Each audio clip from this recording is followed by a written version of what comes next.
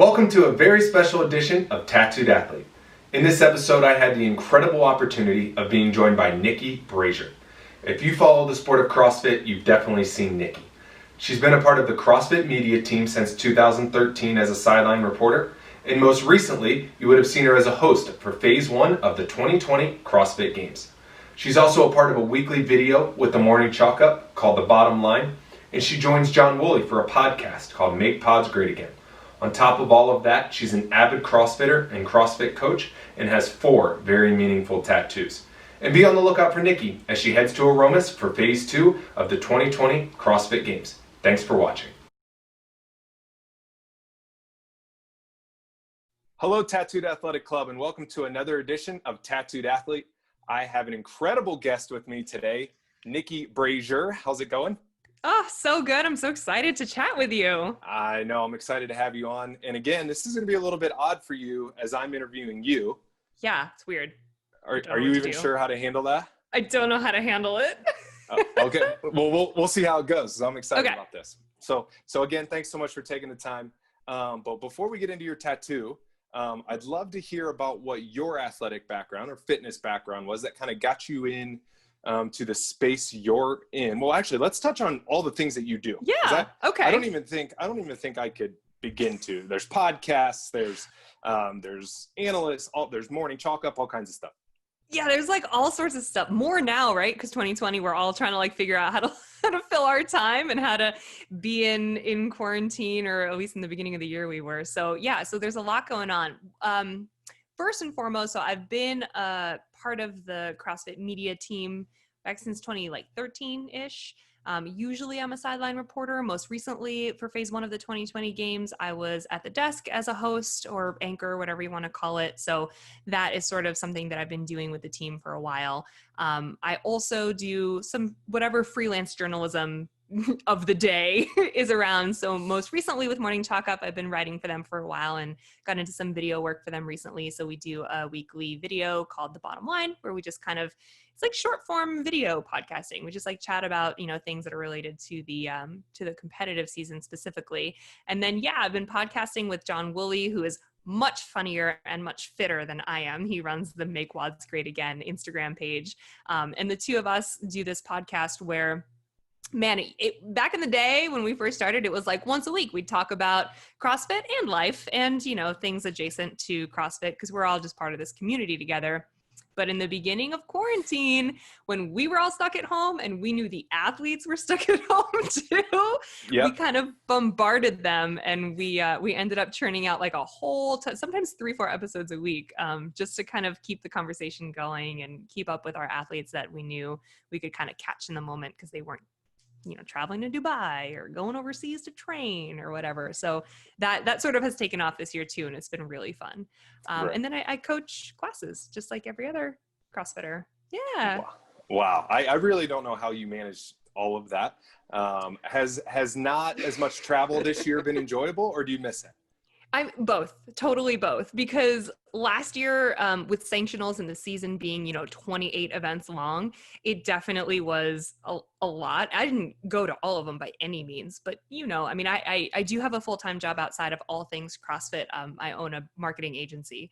So in addition to trying to, get time off and go around the world and talk to people about all their fast fitnessing, I was trying to also manage a full-time job, and 2019 was wild. So by the time we had a chance to settle into quarantine in the beginning of 2020, it was kind of nice for me. I was like, oh, I'm home. Like, hey, husband, like, hey, dogs, like we could really like chill and be a family for a while. And we had it easy here in the Brazier house because since I do coach at the gym, just part-time, just basically to, cover my membership fee, I have keys to the gym. So while a lot of people were having a difficult time being stuck at home and not able to get to their sort of everyday lives, we were able to still go to the gym every day. I mean, we were alone, but my husband got a lot of time with me squatting.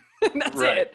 But it was still nice to, leave our house for an hour a day. So it was kind of nice. And then starting maybe like a month or two ago, I was like, okay, when am I when am I getting out of here? Like, when's the next event? When do sports come back? I'm ready. I'm totally ready. Right. Absolutely. Well, fingers crossed that we get past this and we're back to traveling, because I certainly miss my Delta miles. So kind of like I mentioned earlier, what's kind of your athletic and fitness background that got you into this space? Yeah. So I grew up dancing. That was sort of like my big activity as a kid. And I was with the Boston Ballet for a long, long time, and really sort of got technical and proficient in that, and danced all the way through college. And, I played like high school sports. I played college volleyball a little bit. But I was never really like a gym rat or a fitness person, so to speak. I just, like everyone else, like I went to the gym and I did like my half hour of cardio and half an hour of upper and half an hour of leg press, and like called it a day. I ended up walking to a CrossFit gym in 2010 for the very first time. I was working as a TV news reporter in a tiny town in the middle of Maine. And when you work in the middle of nowhere, like little community stories are like news stories that you watch on TV. So there was a CrossFit gym opening, and the owner was the town's only female firefighter. So it was just very newsworthy altogether. And I knew her just from covering fires in town and stuff. So I covered her gym opening for the news, and by doing that, I ended up attending my first class. I had sort of messed around with CrossFit in college, but it just wasn't really conducive to my lifestyle, and I didn't really know what it was. So that was kind of like my first real experience. And it was just so different that at the time, my now husband, then boyfriend, and I joined together, and we saw like the craziest, fastest results from people who've been active our whole lives. So that's what hooked me first. Was I was like, oh dang, like I'll see you, like shoulder popping, like loose pants, like whatever. Yeah. And when I ended up realizing that it was doing good for my body, and that I was like a nobody with a fitness background, I kind of got this vibe that, holy moly, if I can do this, anyone can do this. And that's when I decided that I wanted to coach. And when I first got my L1, I really only wanted to do on-ramp. Like I wanted to like spread the gospel, like spread the good word, because I was like, oh, I can't believe that this worked for me. Like, I never thought I could look like this or feel like this or lift like this. And I just really wanted to explain to people who maybe were not in the best shape of their lives, or maybe were not in the best mental place in their lives either, that they could feel good. And of course that like quickly went to the dust, because I ended up loving to coach all athletes from elite to level, wherever they were. So that's where I got started, and it's been since then. I'm old. I don't believe that. I mean, when you say you've been CrossFitting since 2010 or 2011, it's like, wow. It's been a while. Yeah. So you've seen all kinds of changes in the CrossFit space. So that's pretty awesome that you've been there and been able to see how this has transitioned and continues to change. Yeah. For the better, I think now, especially. Yeah.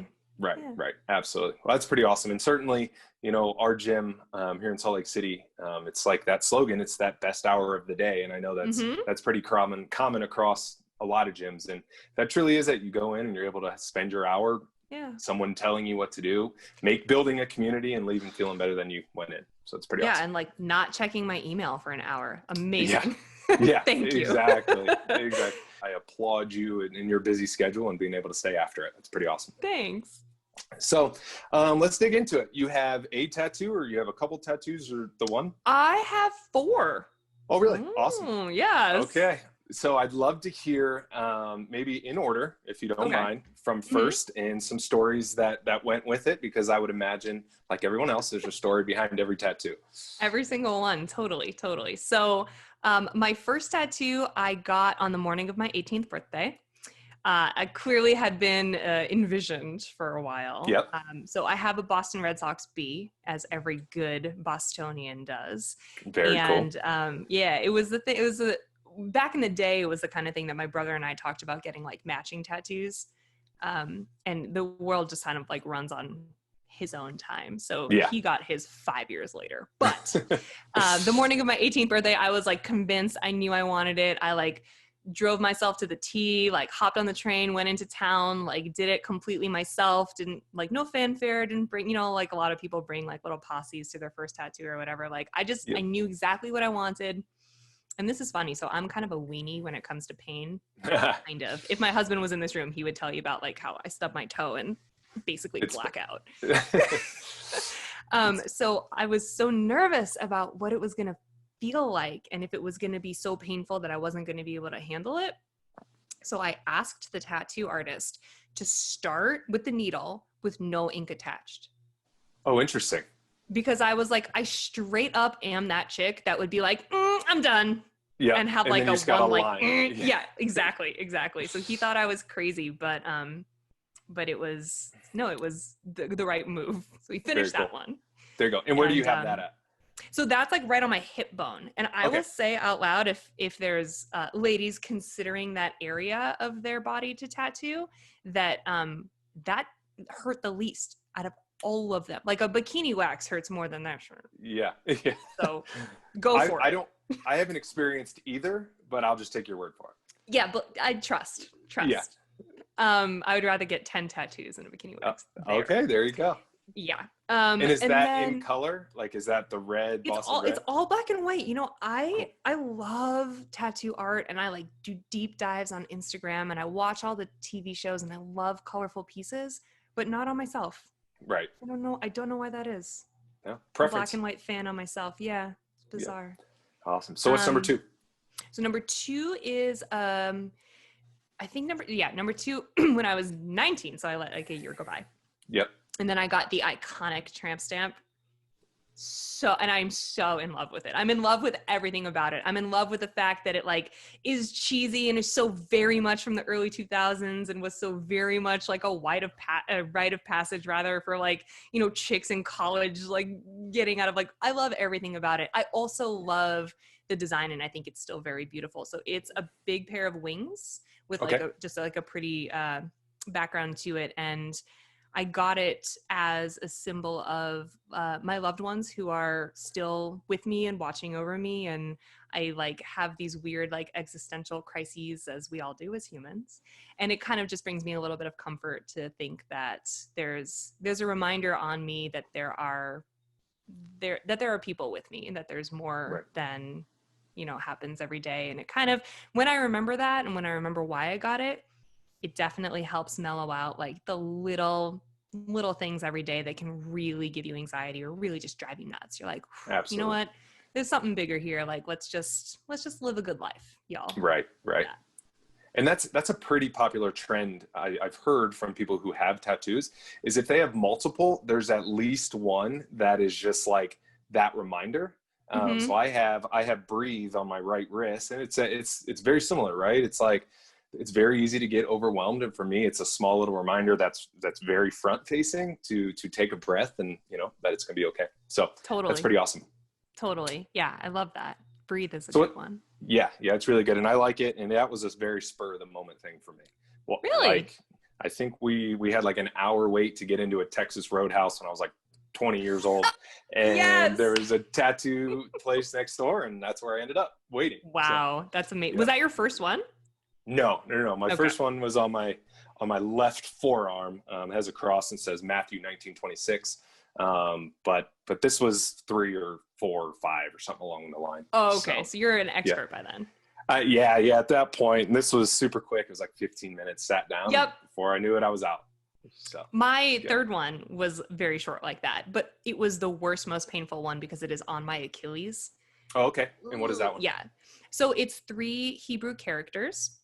And the root of the letters together means eliminate negative thoughts. Oh, awesome. And yeah, it's like just one of those constant reminders like, hey, like you can talk yourself into feeling like shit. You can talk yourself into like having a good mentality, having a good life, having a good whatever. So it was on a poster that was in my grandmother's hospital room when she suffered a stroke. I was like a freshman in college. So it was another year or a sophomore in college, rather, another year after my back tattoo. And I just really liked it. I liked it every time I went in to visit her in the hospital. I would look at this chart. And one day she was like, you like look at that every time you're here, you should take it home with you. And that was the day that I was like, well, I'm definitely going to put this on my body because this is important to me. Right. That's amazing. And you said that was the most painful? It took like 7 minutes and it was the worst. My back took like 2.5 hours. Right. And it was, well, I mean, it wasn't fine. It sucked and I'm a weenie with pain, but yeah, the Achilles, it's just like 3 little letters, like your breathe. Like it took you know, a couple minutes and it was the worst. The worst. So don't recommend. Do not recommend. I would put something right on your hip bone way before I put it on your Achilles. There you go. Mm-hmm. But I would say you are 3 for 3 in terms of having meaningful tattoos. I am. Yeah. And my fourth one is actually even more me. So all of that happened like when I was in college. And at the time I was studying broadcast journalism and I was trying to become a TV news reporter and anchor, which I ended up doing for almost a decade. But so all my tattoos are very easily hidden. And I never thought I would be, in a place in my life where I could have visible tattoos because of my job. I mean, how many like MSNBC anchors do you see with visible tattoos? Right. It is not a thing. Yeah. And in addition to that, my family is very anti-ink. Oh, wow. Okay. Mm-hmm. And it's because so I'm a first generation American and everyone in my family is from the former Soviet Union. It's just easier to say Russia, but technically the area of Ukraine. And how my parents grew up, like tattoos were for criminals. And it's really hard to shake that. Like I completely disagree with them, but I respect how they, you know, grew up because that's sort of ingrained in them and it's hard to shake. So, I mean, gosh, when I first told my mom that I wanted ink, she was like, my baby, you know what I mean? Right. Which is why everything up to that point in my life had been very concealed. Right. And then, you know, my career changed about 5-6 years ago. I left news altogether. I mean, the CrossFit stuff I do is all freelance and I entered into marketing and advertising and it's just a completely different world where people are much more tolerant and less staunch. And that's the world I wanted to be in anyway. I was like, God, like looking in the rear view, I was like, man, conforming to that life, like it was a lot. And had I been able to do the good work that I wanted to do in news, it would have been worth it. But I wasn't really able to ever do, and kudos to the people who work in local news because they're trying really hard. But I just felt like I was never able to do good work like, you know, reporting on what was really happening and bringing the news to the people. It was always just like, oh, here's a car accident, here's a fire, like catch up, stick a microphone in this person's face on the worst day of their lives and see if they'll talk to us. And it was like not panning out the way I wanted to as a career. So I got into marketing and then last year I finally pulled the trigger on this piece on my forearm, which is like big and visible and like you can't not see it. And it was a commitment that I think I was just super, super ready to make. But it was the kind of thing where I was like, I had to like convince my husband that it was going to be cool. And I had to like psych myself up. And I reached out to the artist I knew I wanted. And he was busy for like 6 or 8 months. And I was like, that's fine. I don't care. I'll wait, you know? Yeah. It was a process. Yeah, absolutely. So what is it exactly? So this is, so it's a rose. And along with it is a piece that's half compass, half clock. Oh, awesome. And yes, it is representative of my favorite book, which is The Little Prince. Have you ever read it? I have not. Okay. It's a but I've got to hear book. It. You got to read it. It's a kid's book. My mom used to read it out loud to me when I was young. I have since read it like a bazillion times and in a couple different languages. And it's just, man, it is a great reminder for all of us as adults to read every so often because it's about not losing your like childish curiosity and also about like not judging things or people and not getting buried in all the BS that makes adulting suck. Like it's just about like, you know, kids are really pure and their intentions are always really good. And like we all start out that way and we get really clouded as we grow. So it's very representative of if you were to read it and then you'd be like, oh, a rose and a compass and a clock, it all makes sense. Yep. You totally get it, but it's exactly that. And surprisingly enough, when I told my mom that I got it because of it reminded me of her and of the book Yeah. that she used to read me, she said it was like the first tattoo that she really liked. There So you go. I So think you we won her converted over. her. That's right. Totally. That's right. Well, that's pretty awesome. I'm definitely gonna have to read that book. I love that you Highly have recommend. four. I love that you have four very meaningful tattoos. I think it is very representative of kind of where we're at in terms of tattoos and it being very front facing, right? I think the days of the small hidden things are really kind of shifting, which is really cool, and especially in the fitness space. So Yeah. I would love to hear from your perspective when you see athletes every so often, if they get new tattoos in a sport where we don't wear a lot of clothing, you get to see those up close and personal. Up So close. what does that growth look like to you? It's definitely changed a lot. And over the years, I think like, man, if I think back to regionals, RIP regionals, if I think back to regionals, there were not a lot of folks out there that you would be like, oh damn, like that chick is tatted up, or like with really interesting pieces that you would be like, oh wait, is that? So it's probably a combination of a few things. Number one, the growth in popularity in culture, as you mentioned, for sure.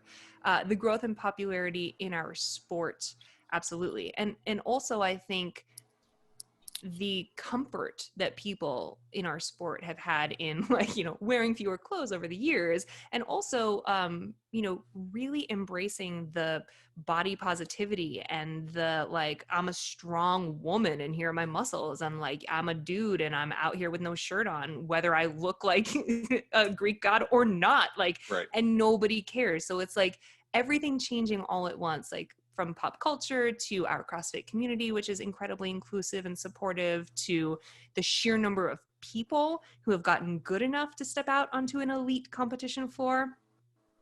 And now that I think about it, with the inclusion of big events like Wadapalooza and Granite Games, like now we've got you and me out on the competition floor too. And like, we also want to get in the game. Like we also are like, yeah, we're fit and we're on this floor and I'm gonna take my shirt off and I got this tat last week. Like, Right. it's just this awesome like celebration of all of these really positive moments and feelings and vibes. It's definitely, I can see a huge change over the years. Right. And it's being led by like Matt Fraser with that huge chess piece. So come on. Exactly. And it's interesting because what kind of spurred this idea of trying to create this community of tattooed athletes is Danny Spiegel's big piece that seems fairly new. Oh my as well. God. Her shoulder piece? Yeah.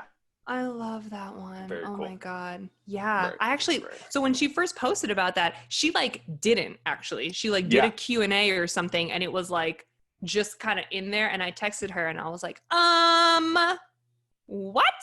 Yeah. Come on. And she sent me a picture of the whole thing and it was way bigger than I thought it was going to be. Yeah. Like, cause on the front, you can just kind of see it like draping over her shoulder. Something's up there. Yeah. Something's up there. But in the back, it like goes halfway down her shoulder blade. Yeah. Like, Yeah. It's a big that piece. is beautiful.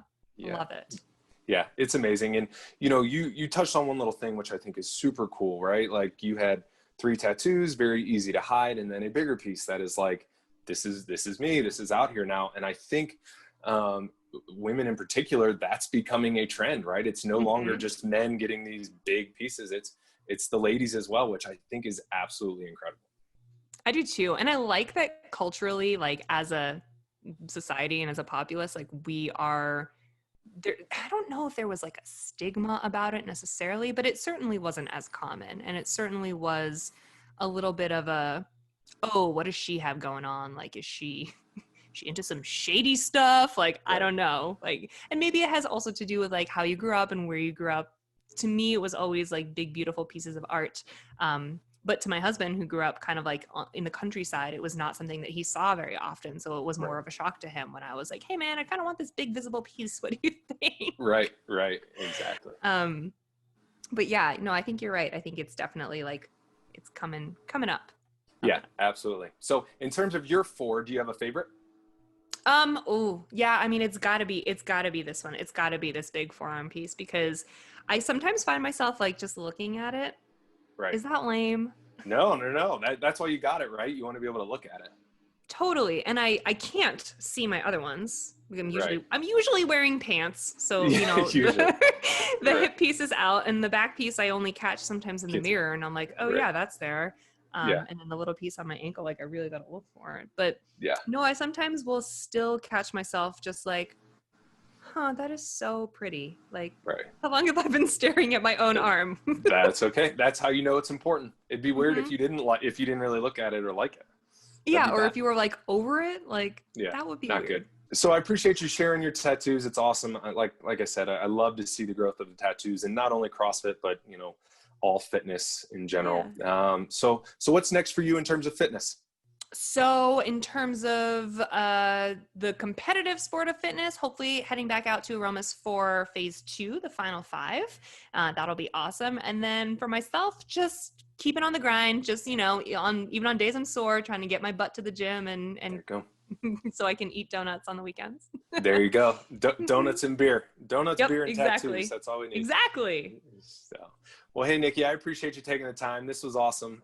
Definitely be on the lookout for you and Aromas. The coverage was great, by the way. I should Thank tell you. that. So fun. Had the laptop plugged in all weekend. So thanks so much. Look forward to seeing you here in a couple weeks. And we'll be watching you on your journey. Yeah, thanks for having me. Awesome. Thanks, Niki. Talk to you soon.